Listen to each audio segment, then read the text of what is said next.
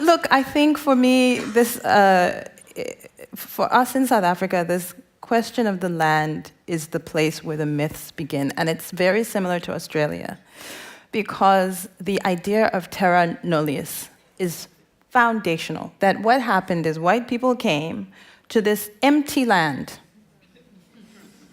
And in South Africa, it's quite a trip, because in 1652, this guy called Jan van Riebeeck is sent by the Dutch East India Company to set up a trading post. So they say to him in Amsterdam, they say, we're not colonizing this place. We're just putting up a little trading post because there's all these ships going around the Cape of Good Hope. And so what we're going to do is you're going to have a few farms and make some produce and have a few cows so that there can be fresh provisions for the boats, right?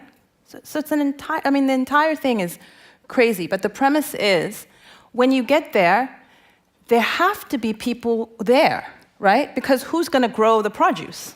How's this going to work, right? Because the boat does not have a lot of people on it.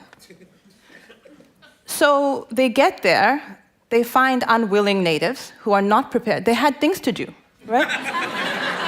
People were busy, right? People were doing stuff. People were busy.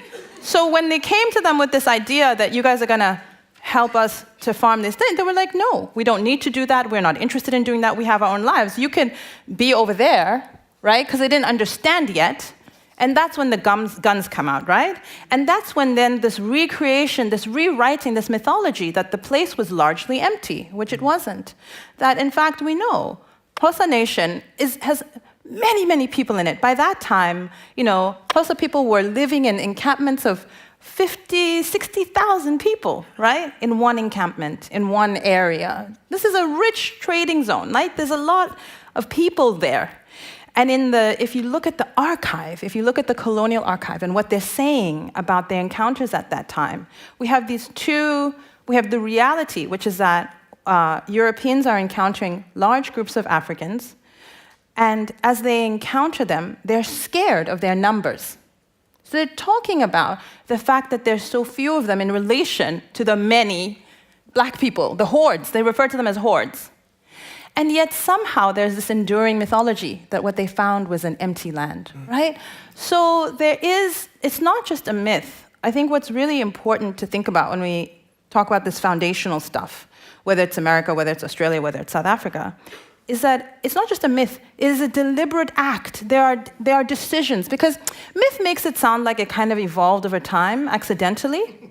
Like somehow we arrived at this place where people think that, that believe in American exceptionalism. No, there's a very clear way in which these ideas have been constructed because they suit particular interests. Mm-hmm. And in the case of South Africa, it's propaganda. That's the word. It's propaganda. Mm-hmm. Because what interest does it serve to talk about the land being empty? Mm-hmm. The interest is that you can then take over that land. Mm-hmm. You can own that land. And then we can now have a debate about the legitimacy of people who stole land and say it's really their land.